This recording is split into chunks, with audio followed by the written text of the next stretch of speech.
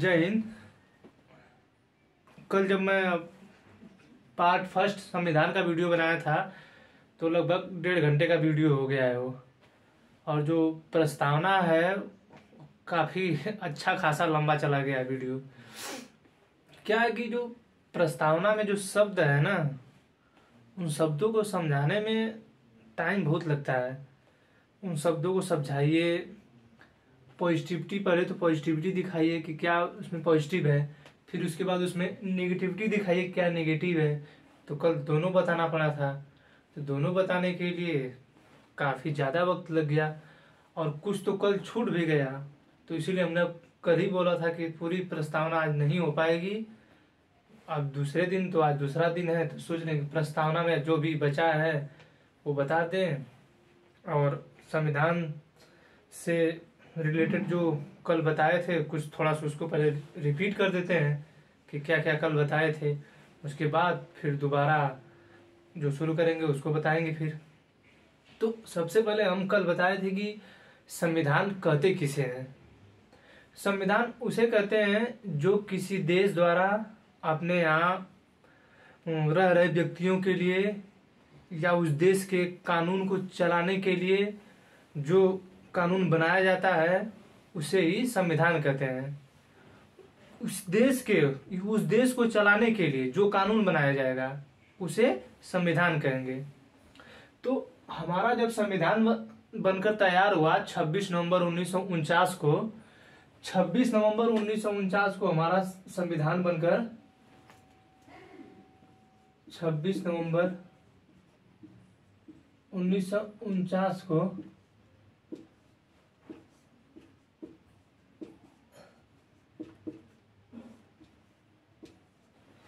इस दिन ये बन तो रहा था पहले से ही, 2 वर्ष 11 माह 18 दिन टोटल लगे थे इसको बनाने के लिए।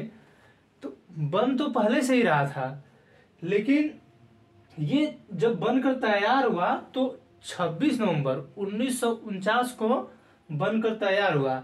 तो हम जब अपनी प्रस्तावना कल बोले थे कि हम भारत के लोग भारत को संपूर्ण प्रभुत्व संपन्न समाजवादी पंथ निरपेक्ष लोकतंत्रात्मक गणराज्य बनाने के लिए तथा उसके समस्त नागरिकों को सामाजिक आर्थिक राजनैतिक न्याय विचार व्यक्ति विश्वास धर्म और उपासना की स्वतंत्रता प्रतिष्ठा और अवसर की समता प्राप्त कराने के लिए तथा उनमें व्यक्ति की गरिमा और राष्ट्र की एकता और अखंडता सुनिश्चित कराने वाली बंधुता बढ़ाने के लिए अपनी दृढ़ संकल्पित होकर अपन इस संविधान सभा में आज तारीख 26 नवंबर 1949 मिति मार्ग शीर्ष शुक्ल सप्तमी विक्रमी संवत 2006 को एतद द्वारा इस संविधान को अंगीकृत अधिनियमित और आत्मार्पित करते हैं। तो ये देखिए, सबसे पहले उसमें विक्रमी संवत 2006 बोला है। तो विक्रमी संवत उसे बोलते हैं। देखिए, कभी भी विक्रमी संवत का जब मामला आएगा ना तो उसमें सिर्फ 57 जोड़ दीजिए, 57 साल। जब 57 साल आप जोड़ देंगे तो यहां पे हो जाएगा, सॉरी 2006। तो ये जो है 57 साल जोड़ना रहता है। कभी भी जब संवत में पूछता है, जैसे आपकी ही जन्म तिथि है 2000 है, तो आप जन्म तिथि आपकी 2000 है, सन 2000, तो उसमें अगर आपको संवत जोड़ के बताना है तो उसमें 57 साल जोड़ दीजिए। तो कितना हो जाएगा, जितना जो होगा उतना जोड़ के बता दीजिए अपना। समझ आ रहा है ना। अब मूल संविधान में जब हमारा संविधान बनकर तैयार हुआ था उस समय 22 भाग थे, 8 अनुसूचियां थी, 395 अनुच्छेद थे। 22 भाग, 8 अनुसूचियां, 395 अनुच्छेद थे। लेकिन वर्तमान में लगभग 450 अनुच्छेद हो गए हैं, 12 अनुसूची है, 25 भाग हो गए हैं। और देखिए, ये कभी भी इस चीज को ध्यान रखिएगा, आज भी हमारा भाग 22 ही है। ये जो है ना 22 ही है।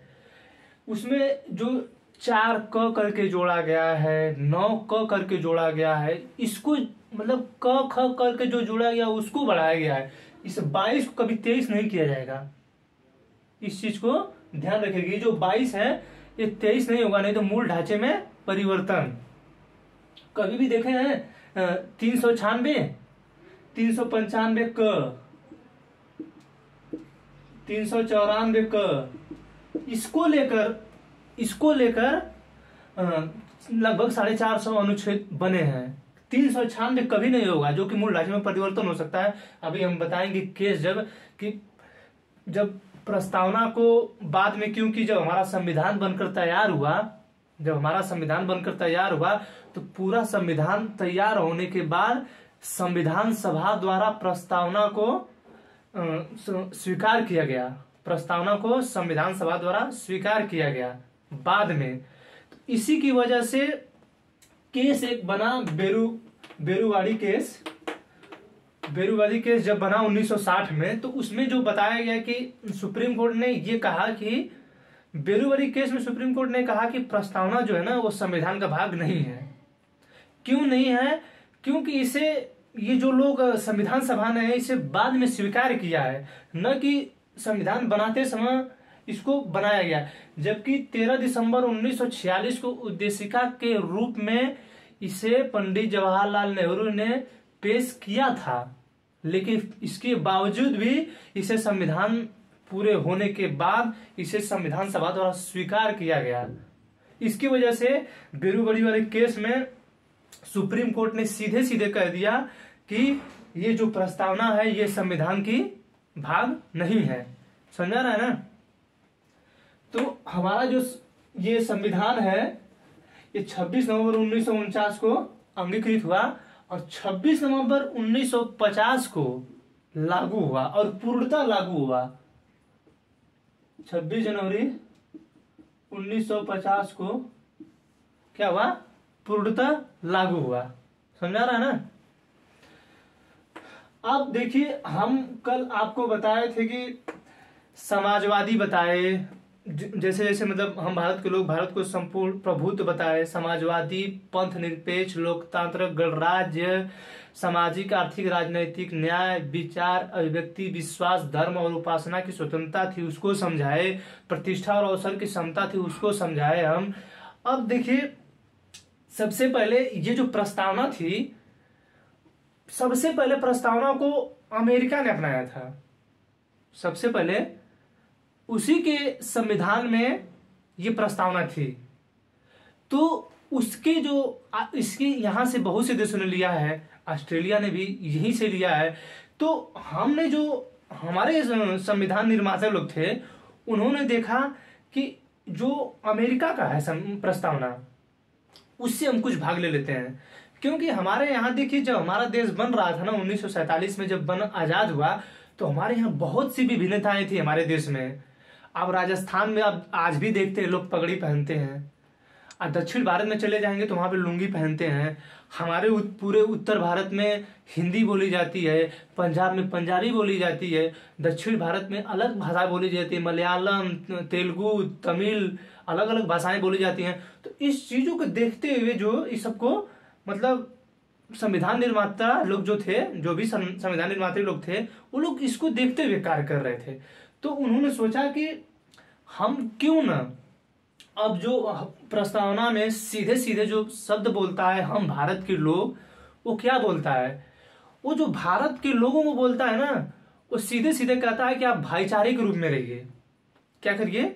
आप जो है भाईचारे के रूप में रहिए। और पूरे प्रस्तावना में बताया गया है लास्ट में जो राष्ट्र की एकता और अखंडता, बंधुता को सुनिश्चित कराने वाली, तो ये जो बंधुता शब्द है ना, वो भी भाईचारे को डिनोट करता है। राष्ट्र की एकता, आप अपने में एकता बनाए रखिए, आप सभी लोग भाई के समान है। इसीलिए वो बोला है पहले ही हम भारत के लोग, इसीलिए वो सबसे पहले बोल दिया है, सिर्फ अकेले किसी को नहीं बोला है। तो जो एकता शब्द है वो सीधे सीधे कहता है अपने आप में एकता बनाए रखिए। कुछ भी हो, कितना भी लड़ाई करिए, जब देश का मामला आएगा, जब आप आज भी देखते हैं, जब हमारे देश का मामला कभी भी आता है तो हमारे पूरे देश के लोग खड़े हो जाते हैं एक जगह। अपने में लड़ाई झगड़ा क्या हो रहा है क्या नहीं हो रहा वो अलग बात है, हम क्या कर रहे हैं, झगड़ा कर रहे हैं किससे, अपने भाई से लड़ रहे हैं, वो अलग बात है। लेकिन जब हमारे देश के, हमारे राष्ट्र की सम्मान की बात आएगी तो हम एक जगह खड़े होंगे। और अखंडता जो शब्द है उसे कभी टूटने न दिया जाए, हमारे देश को कभी टूटने न दिया जाए। समझा रहा है ना? तो सबसे पहले कहाँ पे ये प्रस्तावना थी? अमेरिका में। उसके यहाँ से हमारे यहाँ कौन सा शब्द लिया गया है, हम भारत के लोग, सिर्फ इतना लिया गया है, हम भारत के लोग। पूरी प्रस्तावना की जो भाषा है वो ऑस्ट्रेलिया से लिया गया, हम कल ही बताए थे, ऑस्ट्रेलिया से लिया गया है। अब देखिए इससे संबंधित जो केस है, हमारे प्रस्तावना में केस है, देखिए केस बताने के बाद हम बताएंगे एक ठाकुर भार्गवदास थे, ठाकुर भार्गवदास, उन्होंने इस प्रस्तावना को आत्मा कहा है। क्या कहा है, आत्मा। और एक और व्यक्ति थे संविधान सभा के ही, स्वामी कृष्ण स्वामी अल्लादी अय्यर, ऐसा उनका नाम है। उन्होंने इसे दीर्घकालिक विचार कहा। जो प्रस्तावना है, उन्होंने ये बोला कि जो प्रस्तावना है हमारे दीर्घकालिक विचार है, समझा रहा है ना। के.एम. मुंशी थे, प्रारूप समिति में, प्रारूप समिति के वो एक सदस्य थे। प्रारूप समिति अलग है, जो हमारे संविधान के पूरे प्रारूप को तैयार की है, उसके एक सदस्य थे के.एम. मुंशी। उन्होंने क्या कहा, यह हमारे भविष्य का फल है। भविष्य का फल इसलिए है कि जो प्रस्तावना में लिखा गया ना, इस सब आगे उस समय कहाँ किसी को उतना जानकारी थी, तो भविष्य मतलब आने वाले समय के लिए है वो लोग इसको लागू करना चाह रहे थे। तो बाद में जब संविधान संशोधन करके समाजवादी पंथ निरपेक्ष ये शब्द जोड़ा गया, तो क्यों जोड़ा गया, भविष्य को देखते हुए कि आगे क्या होगा क्या नहीं होगा। तो जैसे देखिए संविधान, जब हमारे संविधान निर्मात्री जब संविधान बना रहे थे ना, तो उन लोगों ने बहुत सोचा समझा, उन लोगों ने बहुत सोच समझ कर ही संविधान को बनाया है। और जिस तरीके से संविधान को लोग बनाकर गए हैं, बहुत अच्छे तरीके से संविधान बनाकर गए हैं, और जिस तरीके से संविधान लिखा गया और हम लोग पालन करते हैं उसका, वो बहुत अच्छे तरीके से चलता है। तो ये जो आप सुनिए, देखिए अब हम क्या बताएंगे आपको। सबसे पहले आप केस बता देते हैं आपको। 1960 में इसे देखिए, सबसे पहले प्रस्तावना को भाग ही नहीं माना जाता था। तो प्रस्तावना में संविधान संशोधन होगा कैसे, क्योंकि हमारे संविधान में भाग 20 के तहत 368 अनुच्छेद जो है, अनुच्छेद संख्या 368 जो है, उसके तहत हमारे संविधान में संशोधन किया जाता है। समझा रहा है ना। जो भाग 20 है उसमें अनुच्छेद 368 है, उसके तहत हमारे संविधान में संशोधन किया जाता है। तो ये जो मामला उठा था, ये स्वीकार जब किया गया तभी ये मामला उठ गया कि प्रस्तावना हमारे संविधान का भाग है कि नहीं है, ये तभी उठा था। लेकिन अब कुछ दिन चलता गया, स्वीकार की सुप्रीम कोर्ट ने, फिर कुछ नहीं बोला उस समय सुप्रीम कोर्ट ने।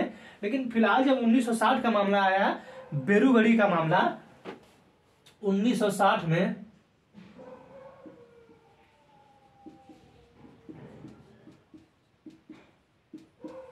बेरुगढ़ी का मामला जब आया,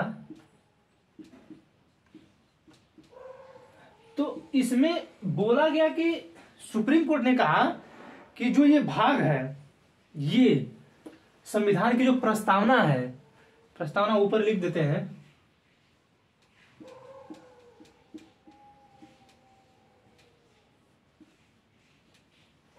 जो प्रस्तावना है वो संविधान का भाग है या नहीं है। अब हम आपको बीच में भी बताए हैं कि इसलिए नहीं मानी सुप्रीम कोर्ट क्योंकि इसे बाद में स्वीकार किया गया था। हमारा जब पूरा संविधान बनकर तैयार हो गया था तब इसे स्वीकार किया गया था। तो इसलिए सुप्रीम कोर्ट इस बेस को मानकर चली कि जो बाद में स्वीकार किया गया है, जबकि संशोधन जो भी होता है तो पहले से ही सब अनुच्छेद बना दिए गए थे, तो उसमें संशोधन किया जाता है। लेकिन जब ये बाद में स्वीकार किया गया तो सुप्रीम कोर्ट ने सीधे सीधे कह दिया कि नहीं, ये जो प्रस्तावना है संविधान का भाग नहीं है। तो फिर अब एक और केस आया 24 अप्रैल 1973 को। देखिए 24 अप्रैल 1973 को हमारे देश में दो महान कार्य हुए। ये तो केशवानंद मामला आया, केशवानंद भारती मामला आया 24 अप्रैल 1973 को।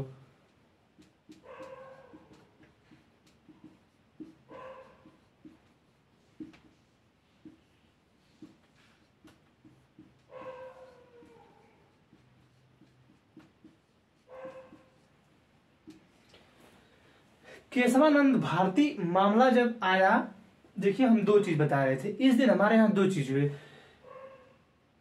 सचिन तेंदुलकर जो जिन्हें क्रिकेट का भगवान माना जाता है, लोग कहते हैं भगवान है क्रिकेट के वो। हाँ है, क्यों नहीं, क्योंकि उन्होंने हमारे देश को क्रिकेट के क्षेत्र में एक अच्छा परफॉर्मेंस करके दिखाया है। उन्होंने ये साबित किया है कि 16 से 17 18 साल में एक अच्छा से अच्छा लड़का क्रिकेट खेल सकता है और हमारे देश का नाम रोशन कर सकता है। तो उनका भी जन्म 24 अप्रैल 1973 को ही हुआ था और 24 अप्रैल 1973 को ही प्रस्तावना को लेकर केशवानंद भारती मामले में सुप्रीम कोर्ट ने अपना फैसला सुनाया। तो सुप्रीम कोर्ट ने अपना फैसला क्या सुनाया, इसमें ये कहा गया कि जो प्रस्तावना है वो संविधान का भाग है और संसद जो संशोधन करेगी, जो संसद, अब भाई देखिए प्रस्तावना हो चाहे जो भी हो, संशोधन संसद ही करेगी, न कि राज्य की विधानसभाएं। अब हम पढ़ाएंगे आगे तो राज्य की विधानसभाएं क्या हैं और चीजें क्या है, राज्य का उच्च न्यायालय क्या है, जो भी चीजें हैं सब कुछ बताऊंगा। तो इसमें कहा गया कि जो संसद है वो संशोधन करेगी। तो जब संसद ने संशोधन करेगी तो सुप्रीम कोर्ट ने कहा कि इस मामले में कि देखिए हमारे सुप्रीम कोर्ट के पास इतनी पावर है, अनुच्छेद 137 है, ये जो है ना अनुच्छेद 137, ये जो अनुच्छेद है ना, इसके तहत हमारे सुप्रीम कोर्ट के पास इतनी पावर है कि वो अपने दिए हुए निर्णय को बदल सकती है। क्या कर सकती है वो? अपने दिए हुए निर्णय को बदल सकती है। अब तो इसी के तहत इस मामले को उठाकर इसमें बदल दिया। इसमें क्या बोला? इसमें ये बोला कि संविधान का प्रस्तावना जो है वो किसका भाग नहीं है, संविधान का भाग नहीं है। लेकिन इसमें क्या बोली? संविधान का भाग है और संसद आप जो संशोधन करेंगे उसके मूल ढांचा में परिवर्तन नहीं करेंगे, मूल ढांचा में परिवर्तन नहीं करेंगे। तो अभी हमने लिखा था कि 22 भाग की जगह 23 नहीं करेंगे, 22 का क कर देंगे, 4 का क किए हैं, 9 का क किए हैं। उसी तरह 395 के बाद 396 नहीं है, आपको दिया जाता है 19 का क, चाहे 4 का क, चाहे 51 का क, जो अनुच्छेद दिया जाता है वो उसी के तहत। कभी आपने देखा है कि 396 अनुच्छेद है? 396 ऐसे लिखा नहीं है, तो 450 अनुच्छेद, लेकिन उसे किस तरह बढ़ाया गया? क ख ग घ करके बढ़ाया गया है, न कि 396 कर दिया गया है। समझ आ रहा है कि नहीं? तो इस जो मामले में है संसद ने कहा कि आप जो है ये प्रस्तावना जो है इसका भाग है और संसद जो संशोधन करेगी उसके मूल ढांचे में परिवर्तन नहीं होना चाहिए। अब इसी में 1973 वाले में सुप्रीम कोर्ट ने माना प्रस्तावना जो है संविधान का भाग है, आप संशोधन कर सकते हैं। समझ आ रहा है ना? और फिर दोबारा एक और केस आया, 1995 में LIC कंपनी हमारे यहाँ है, life insurance company, Bharatiya Jeevan बीमा निगम। ये जो कंपनी है इसने भी अपना केस किया था। तो ये 1995 में इसका मामला आया, इसका जो मामला है 1995 में आया और जो संसद है इसमें दोबारा फिर मानी, संसद दोबारा फिर मानी कि प्रस्तावना जो है वो संविधान का भाग है। प्रस्तावना क्या है? संविधान का भाग है। ये 3 केस हैं इससे संबंधित, इसे लिख लीजिए और समझ लीजिए कि इसमें जो कहा गया है कि क्या है, संविधान में प्रस्तावना जो है संविधान का भाग नहीं है, जिसके तहत आप इसमें संशोधन नहीं कर सकते हैं। और 24 अप्रैल 1973 को केशवानंद भारती मामला आया, तो इसमें कहा गया प्रस्तावना जो है संविधान का भाग है और इसमें संशोधन किया जा सकता है और वो संशोधन वही होगा जो मूल ढांचे में परिवर्तन नहीं कर सकता है, न करेगा, कभी नहीं। मूल ढांचे में परिवर्तन आपको नहीं करना है। और फिर LIC वाला जो मामला आया, ये जो मामला है ये जब आया तो इसमें फिर जो हमारी सुप्रीम कोर्ट है उसने माना कि जो प्रस्तावना है वो संविधान का भाग है। समझा गया ना? अब हम देखते हैं कि समाजवादी, अब देखिए ये जब मामला आया ना अच्छा, इससे पहले हमारे यहाँ देखिए बहुत से लोग हैं जो ये कर सकते हैं संशोधन। तो अब 1951 में हमारे संविधान में संशोधन हुआ पहली बार। तो जब 1951 में पहली बार हमारे संविधान में संशोधन किया गया, तो क्या ये इतने 1976 में जो 42वां संविधान संशोधन 1976 हुआ,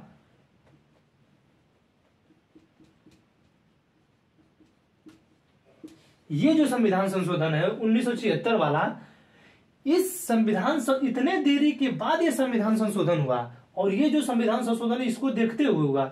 अगर ये नहीं आता, केशवानंद भारती वाला मामला अगर नहीं आता, तो ये हो सकता था क्या? क्योंकि ये भाग ही नहीं था तब तक। जब भाग ही नहीं था तो आप संशोधन कहां से करेंगे? और इसी के तहत समाजवादी, पंथ निरपेक्ष, एकता और अखंडता को जोड़ा गया था। हमारे प्रस्तावना में आज तक सिर्फ एक बार ही संशोधन किया गया है, और वो संशोधन 42वां संविधान संशोधन 1976 द्वारा किया गया है। हम बार बार रिपीट कर रहे हैं, समाजवादी, पंथ निरपेक्ष, एकता और अखंडता को जोड़ा गया है। समझा रहा ना? इसको लिख लीजिए, ये पूछेगा।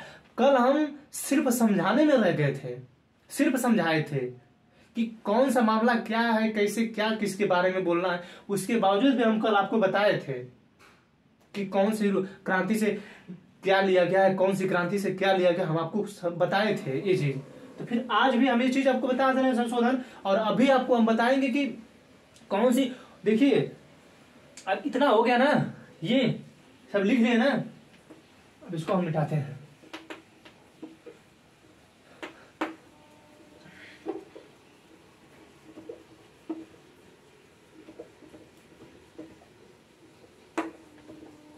ये थोड़ा सा जो इंक है ब्लू कलर का, ये जल्दी मिट नहीं रहा है।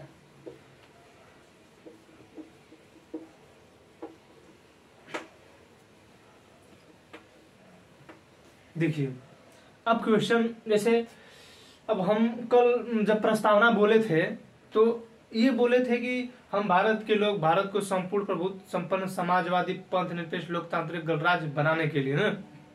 तो ये जो कभी कभी क्वेश्चन ऐसे पूछता है कि जो हमारे संविधान संशोधन 42वां संविधान संशोधन करके 1976 में समाजवादी, देखिए अब क्वेश्चन पूछता कैसे, अब इसको तो भी बताना जरूरी है कि कैसे पूछता है, कहां से उठा के पूछता है। सबसे पहले क्वेश्चन वो पूछ देता है कि हमारे संविधान को जो शक्ति प्राप्त होती है वो कहां से प्राप्त होती है।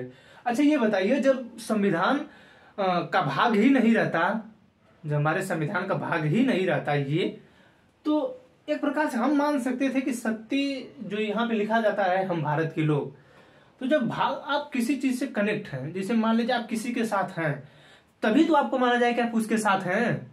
जब आप उसके साथ ही नहीं तो हम कैसे मान जाए कि हाँ आप उसके साथ हैं? आप चिल्लाते रह जाइए, लेकिन हम नहीं मानेंगे कि आप उसके साथ हैं।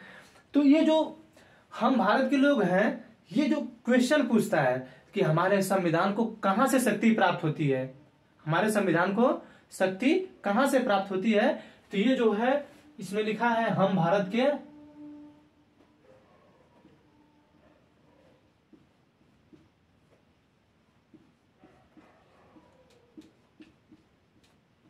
ये इस चीज से हमारे भारत के संविधान को शक्ति प्राप्त होती है। हम ये जो भारत के लोग हैं, इन्हीं लोगों ने अंगीकृत किया, यही लोग मानते हैं, अधिनियमित करते हैं, आत्मार्पित करते हैं, अपने आत्मा से लगाते हैं, अपने शरीर द्वारा इसका पालन किया जाता है। जैसे मना, आपको किसी चीज के लिए मना कर दिया जाता है कि आपको हल्ला नहीं करना है, जैसे सार्वजनिक जगह पे है आपको मना कर दिया जाएगा कि नहीं करना, तो आपको नहीं करना है। आप अपने प्राइवेट स्थानों पे कर सकते हैं क्योंकि आपका प्राइवेट स्थान है, वहां पे आप कर सकते हैं। लेकिन किसी सार्वजनिक जगह पे अगर कोई चीज प्रतिबंधित है तो आप वहां नहीं जा सकते हैं, वहां पे मना है तो नहीं कर सकते हैं आप। तो ये जो शक्ति है इसी के तहत हम लोगों को मिलती है। समझ आ रहा है? अब देखिए ये तो हो गया। अब और आगे जाने के बाद समाजवादी है, पंथ निरपेक्ष है, लोकतांत्रिक गणराज्य है। तो कभी कभी ये पूछता है कि हमारे भारत की प्रकृति कैसी है, हमारा भारत है कैसा। देखिए प्रस्तावना है छोटा सा, और एक बात ध्यान रखिएगा, क्वेश्चन पूछता है, हम आपसे बोले थे कल कि प्रस्तावना अगर आपको नहीं भी याद रहेगा तो क्वेश्चन याद है तो कर लेंगे। तो हम गुंजाइश करना चाहेंगे आप लोगों से कि आप लोग भी प्रस्तावना को याद कर लीजिए, बहुत छोटी सी बात है, प्रस्तावना। अरे ये जो वंदे मातरम है, कुछ लोग तो उसको भी याद कर लेते हैं।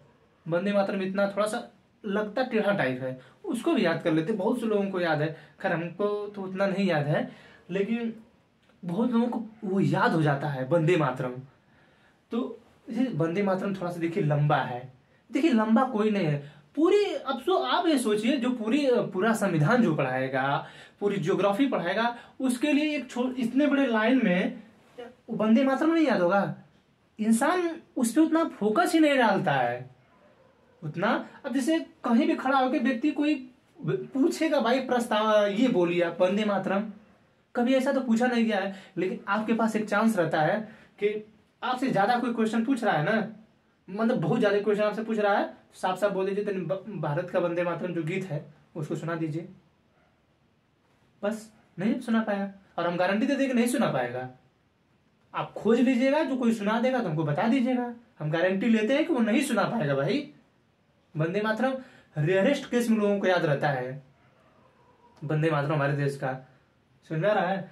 तो ये जो क्वेश्चन पूछता है, तो हम अभी बोल रहे थे कि भारत की प्रकृति कैसी है, तो इसके लिखने के बाद जब ये लिखा जाता है हम भारत के लोग भारत को संपूर्ण प्रभुत्व, तो जो प्रकृति है उसकी ये प्रकृति है कि वो अपना नियम कानून बनाएगी, संपूर्ण प्रभुत्व। देखिए थोड़ा सा कल हम जल्दी जल्दी लिखे थे, थोड़ा सा मेरी राइटिंग गड़बड़ हो गई थी, और कल हम अचानक कल ही वीडियो बनाना शुरू किए। पहले इससे पहले बना रहे थे, तो बीच में जब ये कोरोना काल अप्रैल में आया तो मेरी उसमें बहुत ज्यादा तबीयत खराब हुई थी। मैं 2-2.5 महीने तक लगभग बीमार था, और जब मैं इधर आया फिर से पढ़ने उड़ने के लिए, तो मेरी तबीयत इतनी ज्यादा खराब थी कि पूरा एकदम ये शरीर एकदम इतना लग रहा था कि शरीर में ताकत ही नहीं है, कुछ सिर्फ आ गए हैं पढ़ने, पूरा चेहरा झुलसा हुआ एकदम, मतलब अजीब टाइप सब कुछ था।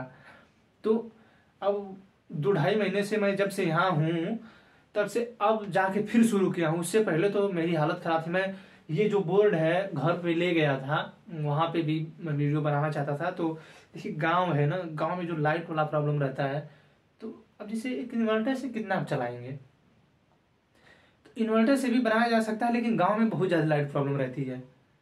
तो अब भाई देखिए हम लोग मिडिल क्लास फैमिली के आदमी हैं, तो हम लोग उतने अमीर तो है नहीं, पुट्टी मरवाएंगे। अब देखिए ये जो दीवारें हैं इनसे पुट्टी मारा गया है, तो इनसे जो लाइटों का फोकस जो आ रहा है, इसको थोड़ा क्लीन दिखाने में बहुत अच्छा काम कर रहा है। समझ आ रहा है? तो उस समय में बीच में ये छूट गया था हमसे। तो देखिए अब हम कहीं अचानक अब फिर से दोबारा आप शुरू करने जाते हैं, तो रिदम बनाना पड़ता है। तो कल रिदम कुछ बना, तो कल तो कुछ ज्यादा मूड में रिदम बन गया था। कल नेता उताओं को लेकर देखिए मूड जो नेताओं को लेकर डिस्टर्ब रहता है, क्योंकि प्रस्तावना जो है थोड़ा सा, हम आपसे पहले ही बोले कि पॉजिटिविटी निगेटिविटी दिखाते वक्त हम नेताओं को लेना पड़ता है। वही हम देखिए संविधान में जो संशोधन करेंगे नेता ही करते हैं, तो हम किसे बताएंगे? हम आपको उन्हीं को बताएंगे ना। आप तो करते नहीं है संशोधन, नहीं आप कुछ करते हैं, सिर्फ आप तो चुन के भेज देते हैं। तो उनकी जो अच्छाइयां हैं बुराइयां हैं अगर हम नहीं बताएंगे तो आप जानेंगे किससे कि वो क्या कर रहे हैं। हम आने वाले समय में अगर लोकसभा पढ़ाएंगे, राज्यसभा पढ़ाएंगे, राष्ट्रपति पढ़ाएंगे, उपराष्ट्रपति पढ़ाएंगे, विधानसभा पढ़ाएंगे, विधान परिषद पढ़ाएंगे, तो आपको क्या बताएंगे? उन्हीं के बारे में बताना है, उन्हीं के बारे में पढ़ाना है। तो यहीं से शुरू करते हैं, उनकी अच्छाई बुराई यहीं से जानने चलते हैं, आगे चल के और अच्छे से जान लेंगे कितने बुरे अच्छे काम करते हैं वो लोग। समझ आ रहा है? तो भारत की जो प्रकृति है, क्वेश्चन पूछ सकता है, पूछ सकता नहीं है, पूछा है, भारत की प्रकृति कैसी होगी। तो यहाँ पे ये देखिए प्रकृति हम लिख दे रहे हैं, ये मारकर पूछता है क्योंकि प्रकृति कैसी है। ये बैटरी थोड़ा सा मेरा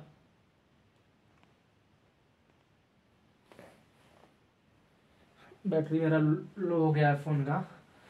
क्योंकि मेरा जो वीडियो रिकॉर्ड होता है फोन से ही रिकॉर्ड होता है, मेरे पास तो कैमरा है नहीं उतना बड़ा, तो फोन से ही जो रिकॉर्ड होता है तो होता है। तो अभी भी बीच में थोड़ा दिक्कत हो गया, बैटरी लो हो गई। चलिए ठीक है। प्रकृति कैसी है? संपूर्ण प्रभुत्व संपन्न।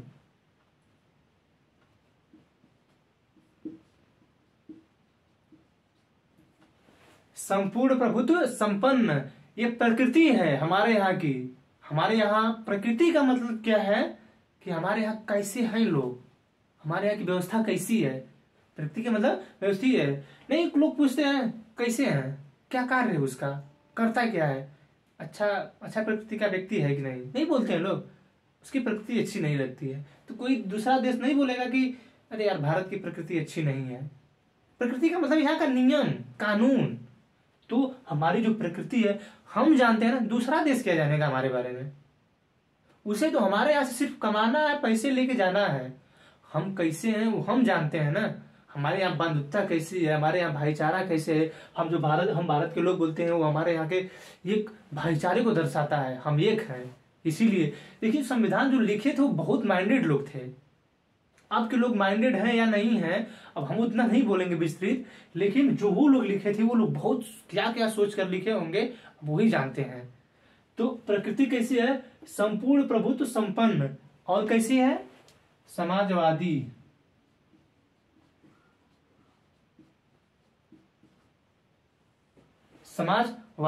समाजवादी देखिए एक विस्तृत अर्थव्यवस्था है। एक सिर्फ होता है सरकारी। जैसे पहले हमारे यहाँ क्या था, हमारा जब संविधान बना था तो 1991 में एलपीजी व्यवस्था बनी। एलपीजी व्यवस्था बनी, लिबरलाइजेशन, इसका मतलब होता है उदारीकरण। दिख रहा है ना, थोड़ा सा देखिएगा, ये लिबरलाइजेशन उदारीकरण, निजीकरण, और ये है वैश्वीकरण।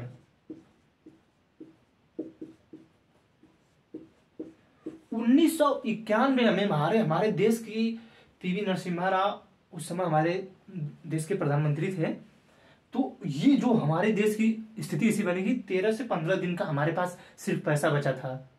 और हमारे देश की स्थिति ऐसी थी कि हमारे यहाँ कोई व्यापार नहीं करता था। जैसे देखिए जब हमारा भारत आजाद हुआ तो पंडित जवाहरलाल नेहरू ने ये नियम बना दिया था कि हमारे यहाँ विदेशी कंपनियां व्यापार नहीं कर सकती हैं, हमारे यहाँ विदेशी कंपनियां व्यापार नहीं करेंगी। अब उसी के तहत हमारे यहाँ ऐसे ऐसे नियम बनाए गए थे कि अगर आप व्यापार करते भी हैं तो अगर कोई भी गलती होगी तो आपको बहुत प्रोत्साहन दी जाएगी। ऐसी बहुत से नियम, फेमा सब कुछ जो भी नियम बनाए गए थे वो इकोनॉमिक का शब्द है वो सर। तो हम इसलिए सिर्फ बता रहे हैं कि समाजवादी जो व्यवस्था है, तो हमारे यहाँ समाजवादी पहले सरकारी ही व्यवस्था थी सबसे पहले, लेकिन जब से एलपीजी लाया गया है तो मिश्रित व्यवस्था चल रही है। तो एलपीजी का मतलब उदारीकरण। कोई भी आपके साथ, जैसे कंपनी आपने खोल लिया, आपने जो कंपनी खोल लिया है तो आपके साथ बहुत उदारता वाला, जैसे मतलब बहुत कठिन व्यवहार नहीं किया जाएगा, बहुत नॉर्मल। जैसे आपको टैक्स देना है, 20% टैक्स देना है, तो हम सोचेंगे कि आप 18% ही टैक्स दीजिए, 16% ही टैक्स दीजिए, हम ये उदारीकरण करेंगे। और निजीकरण का मतलब, भारत में निजीकरण का कोई व्यवस्था ही नहीं था, उतना चल ही नहीं रहा था निजीकरण। तो 1991 के बाद निजीकरण का मामला आया। तो निजीकरण का मतलब जैसे कोई प्राइवेट व्यक्ति भी चला सकता है, कोई भी संस्था चला सकता है, उससे भी पहले भी चला सकता था, लेकिन नियम कानून जो थे बहुत कठोर थे, तो इसकी वजह से कोई चाहता नहीं था चलाना। और ये वैश्वीकरण, पूरे विश्व के लोग हमारे यहाँ इन्वेस्ट करें, यहाँ के वैश्वीकरण का मतलब पूरे विश्व के लोग हमारे यहाँ के क्या करें, इन्वेस्ट करें। तो हमारे यहाँ के क्या होगा, इनकम बढ़ेगा, हमारे यहाँ के लोगों को रोजगार मिलेगा। तो हमारे यहाँ के लोगों को रोजगार मिलेगा, इनकम होगा, हमारे यहाँ के लोग व्यवस्था अच्छी तरह कमाई करेंगे। इसकी वजह से वैश्वीकरण का मामला सामने आया। समझा क्या? तो हमारे यहाँ की व्यवस्था कैसी है, समाजवादी है। हम कल ही बता दिए थे कि समाजवादी में कुछ मिश्रित अर्थव्यवस्था में सरकार कुछ ऐसे कदम उठा रही है जो गलत है। जैसे रेल की पटरियों का हमने कल आपको उदाहरण बताया था, तो कल वाले वीडियो में देख लीजिए। थोड़ा सा मैंने उसमें जो थोड़ा कल तेज बोल दिया है, हम समझ में आ रहा है ना, उसमें हम थोड़ा तेज बोल रहे, इसमें थोड़ा हम सोच रहे हैं कि थोड़ा स्लो बोलने की कोशिश करें। हमारी पूरी कोशिश है कि हम स्लो बोलने की कोशिश करेंगे। तो कैसी प्रकृति है, समाजवादी। और कैसी प्रकृति है समाजवादी के बाद, पंथ निरपेक्ष। पंथ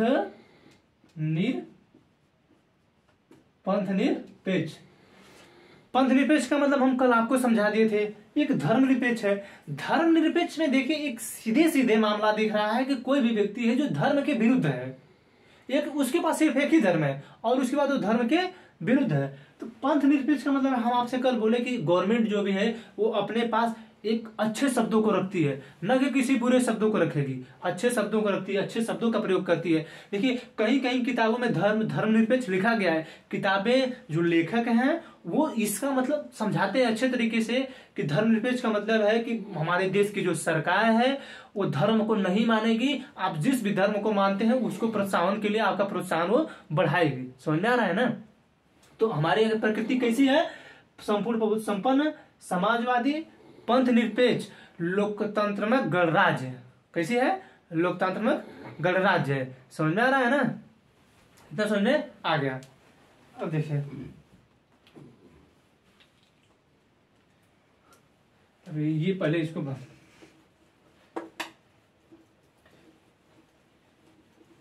ये प्रकृति है, प्रकृति समझ में आ गया। अब देखिए हम आपको कल बताए थे न्याय, हमारे संविधान में न्याय कितने प्रकार का दिया गया है, तो सामाजिक, आर्थिक, राजनैतिक न्याय। क्या है, सामाजिक, आर्थिक, राजनैतिक,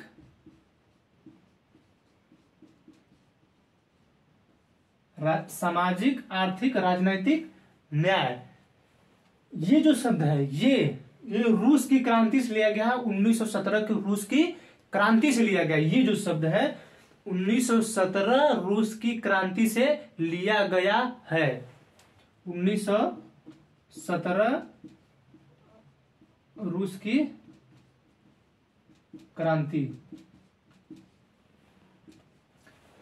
सामाजिक, आर्थिक, राजनैतिक न्याय क्वेश्चन पूछेगा कि हमारे प्रस्तावना में या हमारे संविधान में कितने प्रकार के न्याय की बात की गई है, तो 3 प्रकार की, सामाजिक, आर्थिक, राजनैतिक न्याय की बात की गई है। और कितने प्रकार के स्वतंत्रता की बात की गई है, तो विचार, अभिव्यक्ति, धर्म, उपासना और विचार, अभिव्यक्ति, विश्वास, विचार, अभिव्यक्ति, विश्वास, धर्म और उपासना की स्वतंत्रता। 5 प्रकार हो गया, विचार, अभिव्यक्ति, विश्वास, धर्म और उपासना। 5 प्रकार की जो स्वतंत्रता है उसको प्राप्त किया गया है।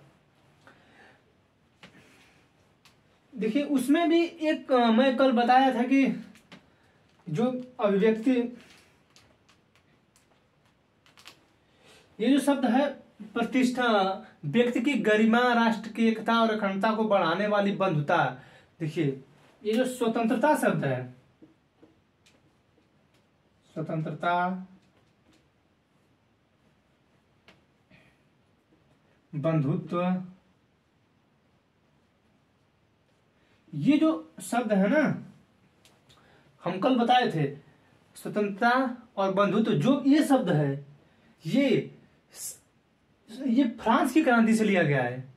कहां से, ये जो है फ्रांस की क्रांति से,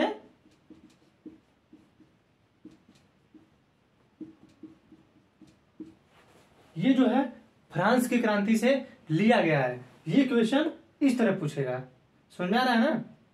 किस तरह क्वेश्चन पूछेगा, इस तरह क्वेश्चन पूछेगा कि जो स्वतंत्रता है, समता है, बंधुत्व है, उसकी जो वो कहां से लिया गया है, तो वो फ्रांस की क्रांति से लिया गया है। समझ में आ गया। जो मैं बोल रहा हूं इसे नोट कर लीजिए, या तो प्रस्तावना जो है उसको पढ़ते वक्त हम जो बोले हैं उसमें से लिख लीजिएगा, आप प्रस्तावना जरूर याद कर लीजिए। समझ में आ गया। तो हमने आपको केस भी बता दिया, संविधान शुरुआत कैसे हुआ, कैसे बनना शुरू हुआ, कैबिनेट मिशन योजना के तहत बनना शुरू हुआ, तो हमने आपको कल ही बताया। उसके 3 सदस्य थे, हमने ये भी बताया था आपको। उनका ट्रिक था कार्ल क्रिप्स, अलेक्जेंडर लॉरेंस, उसके जो अध्यक्ष थे वो लॉरेंस थे, हमने आपको कल बताया। प्रस्तावना से हमने शुरू किया है।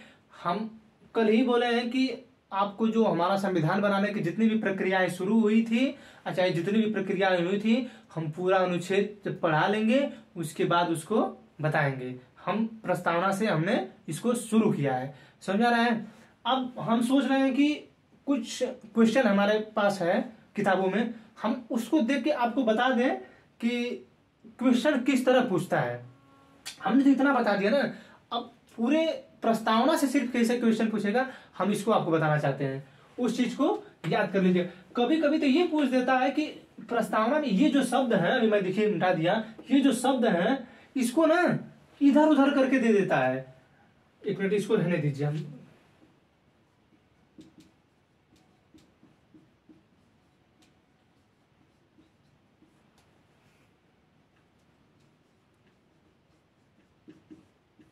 ये जो है इसको उल्टा सीधा करके दे देता है। एक बार तो क्वेश्चन ये पूछा था, देखिए हद क्या होती है पूछने वालों की। ये पूछा था कि ये जो शब्द है समाजवादी, ये जो शब्द है जो 42वां संविधान संशोधन 1976 द्वारा जोड़ा गया है, वह ये जो दिया गया है, ये जो दिया गया है इसमें चौथे स्थान पर आता है। ये पूछा था, समझ आ रहा है? ये जो है पूछा था कि चौथे स्थान पे आता है, जो जोड़ा गया है तो दूसरे स्थान पे आता है। कभी कभी पूछ देगा पंथ निरपेक्ष किस स्थान पे आता है, तीसरे स्थान पे आता है। लोकतंत्र में गणराज्य तो जो था और ये संपूर्ण बहुमत संपन्न था तो पहले से ही था, लेकिन बीच में इसे जोड़ा गया। आपसे पहले बता दिया, सब कुछ बता दिया मैं। सामाजिक आर्थिक राजनैतिक न्याय पहले बता दिए हैं। तो ये इनका जो सीक्वेंस है ये पूछता है। विचार, आप ये सोचिए, विचार है, व्यक्ति, विश्वास, धर्म और उपासना, उसमें भी बदल देता है। ये देखिए इसमें बदल देता है। विचार, अभिव्यक्ति, विश्वास,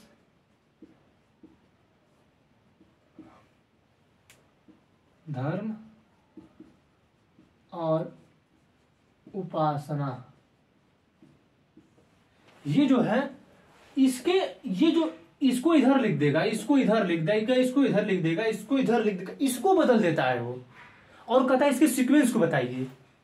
अगर आपको प्रस्तावना याद नहीं है, अब प्रस्तावना याद भी रहती है ना तो दिमाग काम नहीं करता है कि कौन सा, क्योंकि कभी कभी बोलते वक्त जो ये है ना जो धर्म, विचार, व्यक्ति, धर्म और विश्वास ऐसे बोला जाता है, तो फिर अब दोबारा बोलेंगे तो कहेंगे कौन सा होगा, धर्म है, विश्वास है कि धर्म है। तो उसकी वजह से आप सही से याद करिए। विचार है, व्यक्ति, विश्वास, धर्म और उपासना की स्वतंत्रता, और जो स्वतंत्रता है इसीलिए हमने बोला है कि कितनी प्रकार की स्वतंत्रता है, तो विचार, व्यक्ति, विश्वास, धर्म और उपासना 5 प्रकार की स्वतंत्रता है। समझ गया? अब हम सोच रहे हैं कि थोड़ा क्वेश्चन बता के आज का क्लास यहीं पे खत्म करते हैं प्रस्तावना से ही। अब कल से हम जब पढ़ाएंगे तो भाग 1 पढ़ाएंगे, भाग 2 पढ़ाएंगे, भाग 3 पढ़ाएंगे, भाग 4 पढ़ाएंगे। समझ में आ गया?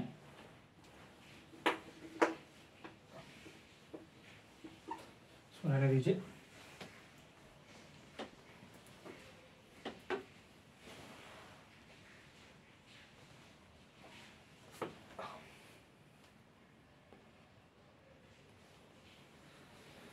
कुछ क्वेश्चन हम आप लोगों को दिखाना चाहेंगे। 1 मिनट।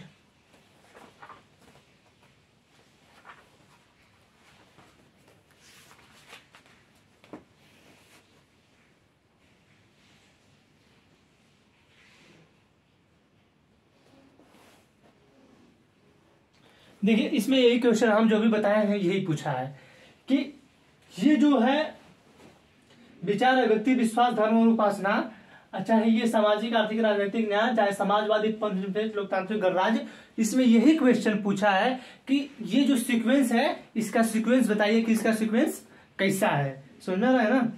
और हमारे संविधान में राष्ट्र का उल्लेख किस नाम से किया गया है? हमारे संविधान में जो राष्ट्र है उसका उल्लेख किस नाम से किया गया है? तो हम जब भाग 1 पढ़ाएंगे तो उसमें बताएंगे भारत अर्थात इंडिया। भारत अर्थात इंडिया राज्यों का संघ होगा, उसमें हम बताएंगे। तो हमारे संविधान में भारत अर्थात इंडिया का प्रयोग किया गया है। क्वेश्चन कभी कभी पूछता है कि हमारे प्रस्तावना में भारत शब्द का प्रयोग कितनी बार किया गया है। अब सोचिए, देखिए उसको क्वेश्चन पूछना है, वो कैसे पूछेगा वो जानता है।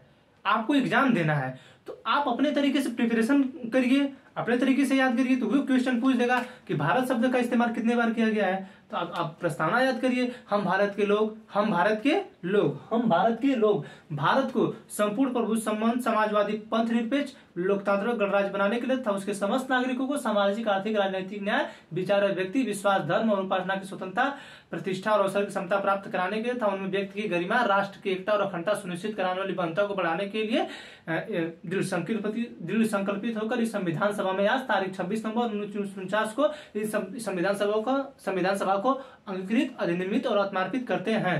भारत शब्द कितनी बार आया है? 2 बार। हम भारत के लोग भारत को संपूर्ण प्रभुत्व संपन्न हो, समझा रहा है? कितनी बार आया? 2 बार आया। ये भी क्वेश्चन पूछ सकता है, पूछ सकता नहीं, पूछा है, समझा गया। अब छोटे छोटे लेवल के एग्जाम में थोड़ा सा नहीं पूछता है, लेकिन बड़े लेवल के एग्जामों में क्वेश्चन पूछता है। 26 जनवरी 1950 से पहले हमारे प्रस्तावना में कौन से शब्द नहीं थे?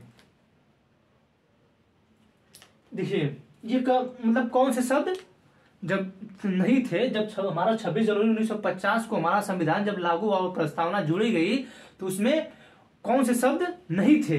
तो समाजवादी पंथ निरपेक्ष एकता और अखंडता नहीं थी, समाजवादी पंथ निरपेक्ष एकता और अखंडता नहीं थे, और सब कुछ था। ये भी क्वेश्चन पूछता, वो तो ऑप्शन देगा ना, ऑप्शन आपको देगा वो, तो आपको देखना है कि कौन सा शब्द नहीं है। तो अगर आपको पता है कि 22वां संविधान संशोधन 1976 किया गया है, उसमें समाजवादी पंथ निरपेक्ष और एकता अखंडता को जोड़ा गया, तो आप बताएंगे, नहीं पता लोग नहीं बताएंगे, काम खत्म हो गया, समझ आ रहा है। तो अब देखिए पूछा है कि हम भारत के लोग शब्दों का प्रयोग संविधान में कहां किया गया है। अब देखिए ये क्वेश्चन है, हम भारत के लोग शब्द जो है इसका प्रयोग कहां पे किया गया है। अगर आपको प्रस्तावना नहीं है तो कहां मारेंगे आप? वो दे देगा राज्य की नीति निर्देशक तत्वों में, मूल अधिकारों में, या प्रस्तावना में, कहां पे बताएंगे आप? इनमें से कोई नहीं, कुछ भी दे सकता है वो। तो अगर आपको प्रस्तावना याद है कि हम भारत के लोग, तो सीधे सीधे कर देंगे प्रस्तावना। अरे हम एक बार एग्जाम दिए तो उसमें पूछा गया था कि यही शब्द थे, समाजवादी पंथ निरपेक्ष और ये एकता और अखंडता वाला, इसी शब्द से क्वेश्चन पूछा गया था। और उसमें ये क्वेश्चन पूछा गया था कि हमारे संविधान की प्रस्तावना में कौन सा शब्द नहीं है, और उसमें पूंजीवाद शब्द दिया था। इसमें देखिए समाजवादी भी दिया था, पंथ निरपेक्ष भी दिया था, और राजनीतिक भी दिया था, और एक पूंजीवाद भी दिया था। 4 ऑप्शन दिए थे जिसमें पूंजीवाद नहीं, क्योंकि इसमें पूंजीवाद कहीं नहीं, हमारा भारत समाजवादी है, मिश्रित अर्थव्यवस्था यहाँ पे चलती है।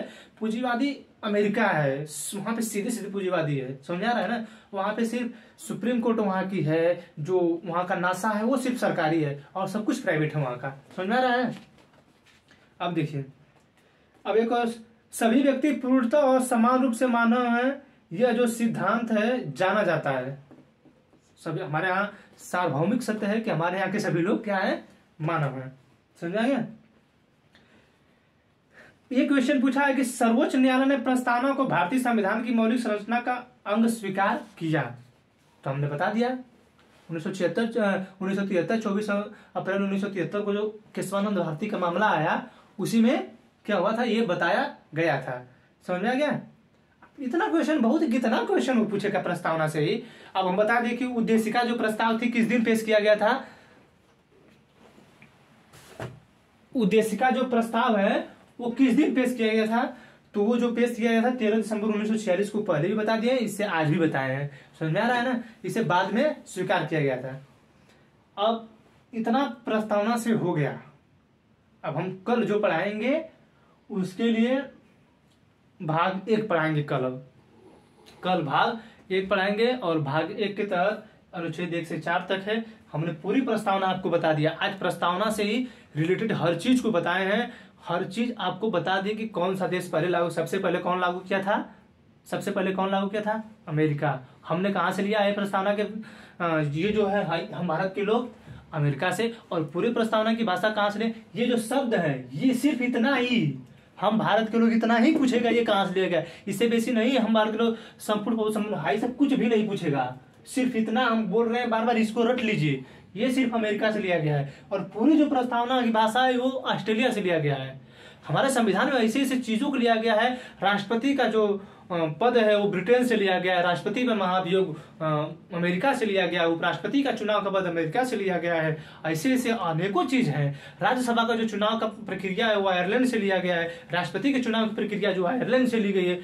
कौन सी चीज कहाँ से क्या क्या है, इसमें सब कुछ जोड़ा है और सब कुछ जोड़ के बताना है। तो अलग अलग चीज है तो अलग अलग बताएंगे, जहां जैसी जरूरत होगी वहां वैसा बताएंगे। तो प्रस्तावना में इतना बता दी, अगर इतना आप याद कर ली हैं तो प्रस्तावना से कोई क्वेश्चन नहीं फंसेगा। हमने आपको सब कुछ पहले बता दिया, समाजवादी को सब कुछ समझा दिया है, कुछ भी हमने नहीं छोड़ा है। आपको समझ आ रहा है ना। आज के लिए बहुत बहुत इतना काफी है। आई होप कि आप लोगों को इतना समझ में आया होगा। बहुत बहुत धन्यवाद आप लोगों का। अब अपनी प्रतिक्रिया देते रहिए, क्या कैसा हम ज्यादा तेज तो नहीं बोल रहे हैं, इसको जरूर बताइए, क्योंकि हम थोड़ा सा तेज भी बोल देते हैं। ज्यादा तेज समझाने के लिए हम ज्यादा तेज बोल देते हैं। तो इसके लिए यही प्रक्रिया देते रहिए कि हम थोड़ा सा स्लो बोल रहे हैं ना। आज के लिए इतना ही। बहुत बहुत धन्यवाद। Thank you. जय हिंद।